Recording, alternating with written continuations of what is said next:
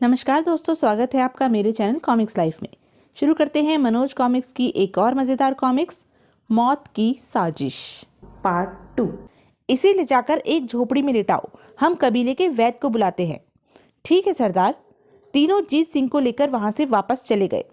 थोड़ी देर बाद कबीले के वैद्य ने आकर जीत सिंह का निरीक्षण किया। इस युवक के कंधे पर गंभीर चोट लगी है, इसी कारण यह अभी तक बेहोश है। ओह, इस युवक की बेहोशी शीघ्र टूटने वाली नहीं है। मेरे अनुभव के अनुसार इसे होश में आने में 10-15 दिन लग जाएंगे। ठीक है वैद्य जी, तुम इस युवक का उपचार करो ताकि इसके होश में आने पर हमें यह पता चल सके कि यह कौन है। सरदार के कहने पर वैद्य जी ने जीत सिंह का बकायदा उपचार प्रारंभ कर दिया। इस घटना को व्यतीत हुए 2 दिन हो गए। सूरतगढ़ के राजमहल में महारानी सुजाता देवी व अजीत सिंह की पत्नी रूप कुंवर चिंतित से बैठी थी। अजीत सिंह व जीत सिंह को श्रृंगी पर्वत की ओर गए आज चौथा दिन है। पता नहीं अब तक वे दोनों वापस क्यों नहीं लौटे। माता जी, न जाने क्यों मेरा मन किसी अनिष्ट की आशंका से बार बार कांप उठता है। आप महामंत्री जी को श्रृंगी पर्वत की ओर भेजकर वहां के समाचार मंगवाइए। मुझे लगता है दोनों भाई किसी गंभीर संकट में फंस गए हैं। रूप कुंवर के कहने पर महारानी सुजाता देवी ने तुरंत महामंत्री चंद्रेश सिंह को बुलवाया। कहिए महारानी जी, मेरे लिए क्या आज्ञा है? महामंत्री जी, राजकुमार अजीत सिंह व राजकुमार जीत सिंह को श्रृंगी पर्वत पर देवी दर्शन करने के लिए गए आज 4 दिन हो गए हैं, जबकि उन्हें तीसरे दिन ही दर्शन करके वापस सूरतगढ़ लौट आना चाहिए था। आप आज ही कुछ सैनिकों को साथ लेकर श्रृंगी पर्वत की ओर जाइए और दोनों राजकुमारों की खोज कीजिए। जो हुक्म महारानी जी। महारानी सुजाता देवी की आज्ञा पाकर महामंत्री चंद्रेश सिंह कुछ सैनिकों को अपने साथ ले श्रृंगी पर्वत की ओर चल दिए। देवी माँ, मेरे दोनों पुत्रों की रक्षा करना, वे दोनों जहाँ कहीं भी हों सकुशल हो। प्रभु, मेरे सुहाग व उनके भाई की रक्षा करना। महामंत्री चंद्रेश सिंह ने श्रृंगी पर्वत पर जाकर राजकुमारों की खोज की। अन्य जगहों पर भी उन्हें खोजा, पर उन्हें कहीं भी सफलता न मिली। दोनों राजकुमारों का कहीं भी कुछ अता पता नहीं मिला। अब क्या किया जाए? थक हारकर महामंत्री चंद्रेश सिंह वापस सूरतगढ़ लौट आए। मुझे खेद है महारानी जी, काफी खोजबीन के पश्चात भी हम दोनों राजकुमारों का पता नहीं लगा पाए। न जाने वे दोनों कहाँ गायब हो गए हैं। ओह, यह तो बड़ा ही अशुभ समाचार है। पुत्रों के अनिष्ट की आशंका से महारानी सुजाता का हृदय कांप उठा। अतः उन्होंने महामंत्री को आदेश दिया, महामंत्री जी, चारों ओर गुप्तचरों को फैला दो। हमें शीघ्र ही पता चलना चाहिए कि दोनों राजकुमार एकाएक कहाँ गायब हो गए हैं। जो आज्ञा महारानी जी। महामंत्री चंद्रेश सिंह ने महारानी सुजाता देवी की आज्ञा पाकर कई गुप्तचरों को राजकुमारों की खोज में चारों ओर भेज दिया। इधर राजा संभल देव, जो राजकुमार अजीत सिंह को कारागार में बंद कर चुका था, इस समय अपने महामंत्री से सलाह कर रहा था। राजकुमार अजीत सिंह तो हमारी कैद में है ही, अगर राजकुमार जीत सिंह भी हमारे कब्जे में आ जाए तो सूरतगढ़ पर अधिकार करना हमारे लिए सरल हो जाएगा। कोई ऐसा उपाय बताइए महामंत्री जी, जिसके द्वारा हम जीत सिंह को भी अपने जाल में फांस सके। महाराज, आपके बताए अनुसार जीत सिंह चतुर युवक है, अतः उसे बल से नहीं छल से अपने कब्जे में करना होगा। मैंने सुना है जीत सिंह का विवाह तिलकपुर राज्य के राजा तिलक सिंह की पुत्री सूर्यप्रभा से होना तय हुआ है। यह तो आप जानते ही हैं कि राजा तिलक सिंह एक धूर्त व लालची राजा है, अतः हम उसे अपने साथ मिलाकर जीत सिंह को अपने जाल में फांस सकते हैं। महामंत्री जी, मुझे अपनी योजना विस्तार पूर्वक समझाइए। तब महामंत्री मूरत सिंह ने अपनी योजना विस्तार पूर्वक राजा संभल देव को बताई। महामंत्री मूरत सिंह की योजना सुनकर राजा संभल देव खिल उठा। वाह महामंत्री जी वाह, क्या योजना बताई है आपने। मैं आज ही अपने एक विशेष दूत को राजा तिलक सिंह के पास भेजता हूँ। उन्होंने उसी समय अपने विशेष दूत को बुलवाया। हम राजा तिलक सिंह के पास एक विशेष सूचना भिजवाना चाहते हैं। तुम्हें अभी तैयार होकर तिलकपुर जाना है। जो आज्ञा महाराज।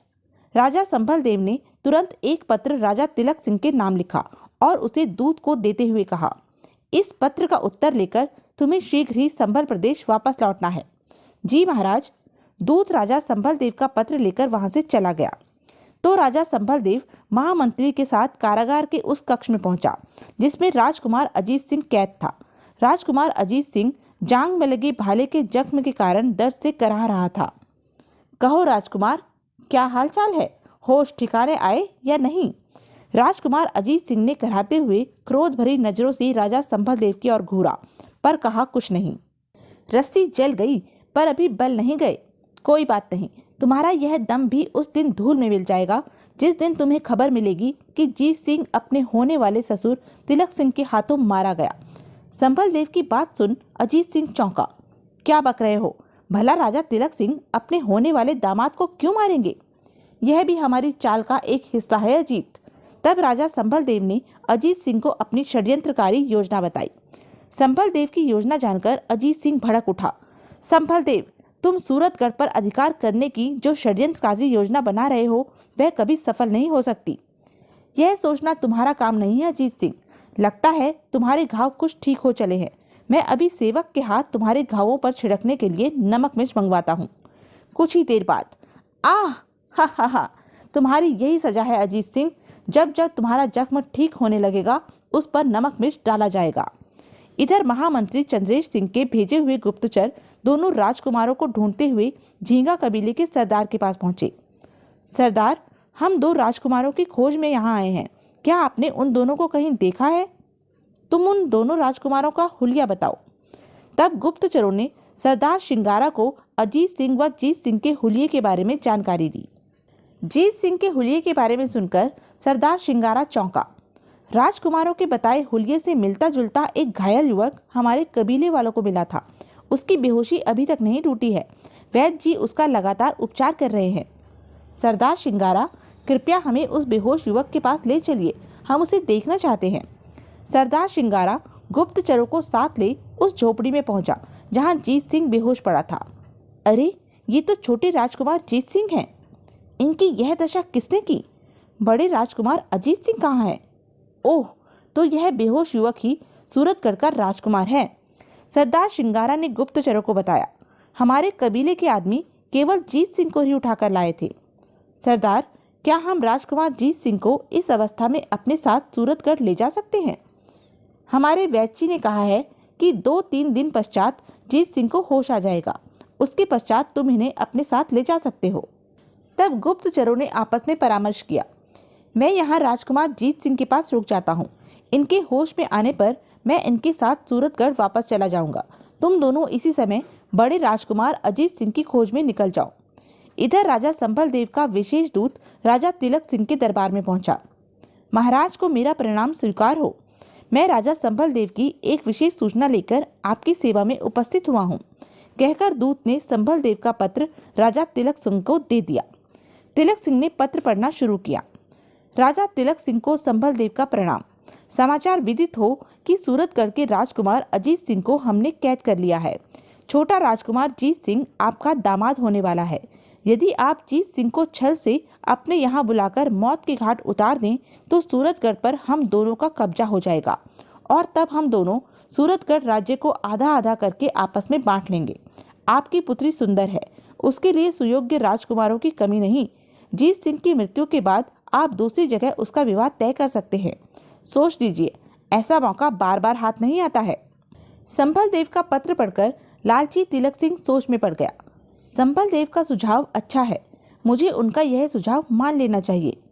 अगले ही पल, दूत, अपने राजा से कहना कि हम उनके साथ हैं।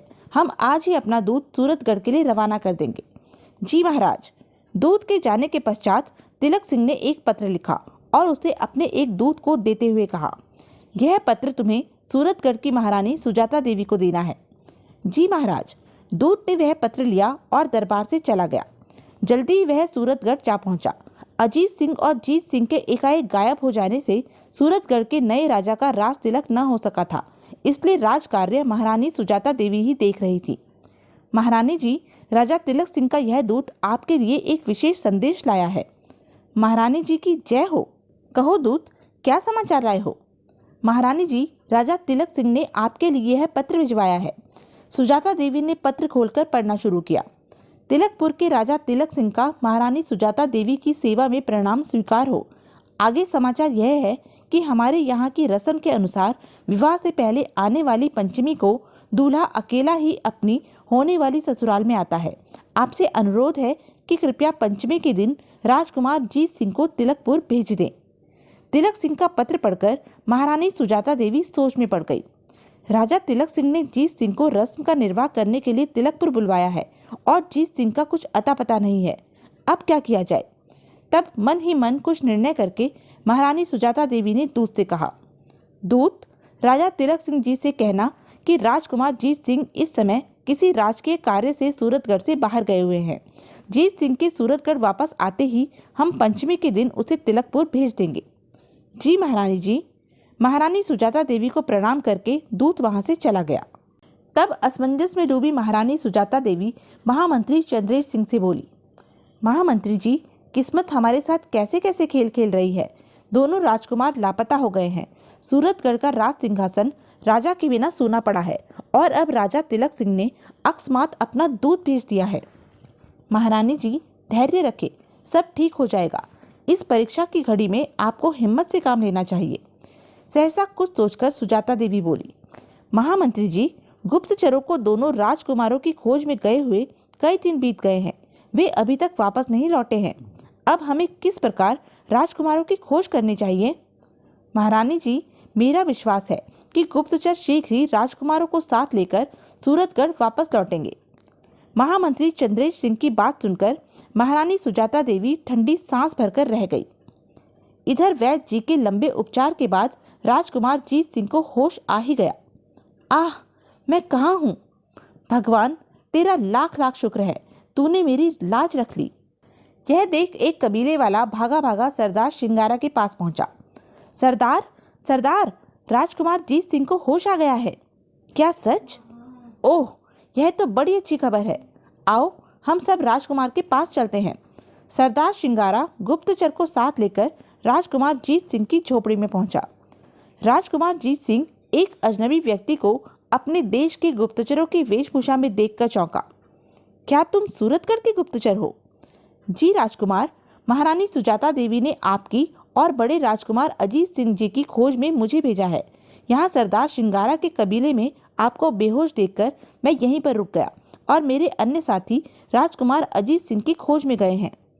राजकुमार, आपको पूरे 1 सप्ताह बाद होश आया है। क्या मैं 1 सप्ताह तक बेहोश रहा?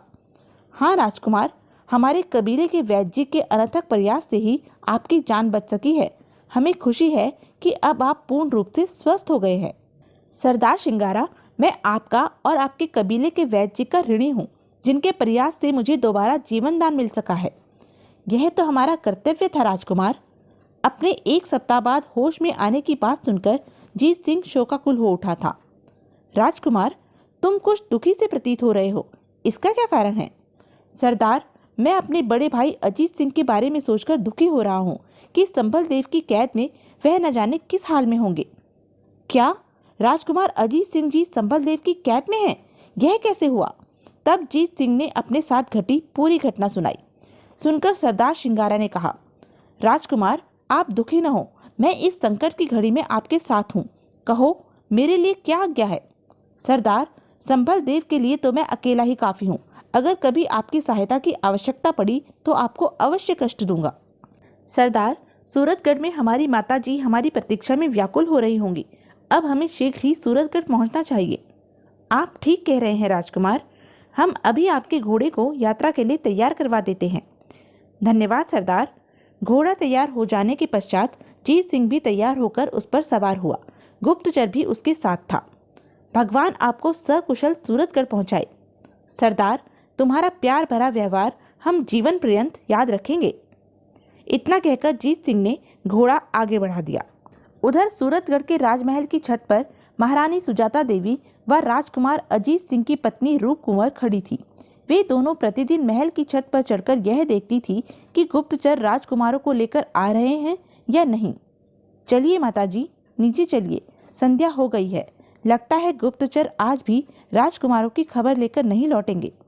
ठहरो रूप कुंवर, मुझे दूर से धूल सी उड़ती हुई प्रतीत होती है। लगता है कुछ घुड़सवार हैं, क्या पता गुप्तचर ही हों।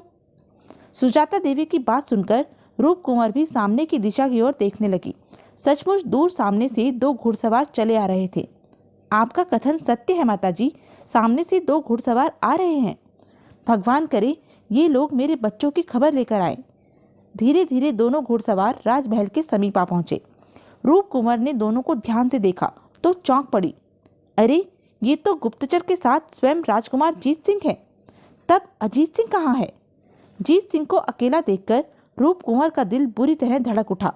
वह किसी अनहोनी के भय से कांप गई। आशंकाओं से घिरी हुई रूप कुंवर के साथ महारानी सुजाता देवी छत से नीचे उतरने लगी। जरूर अजीत सिंह के साथ कुछ अशुभ घटा है। हे भगवान, मेरे पतिदेव कहाँ रह गए? उनकी रक्षा करना।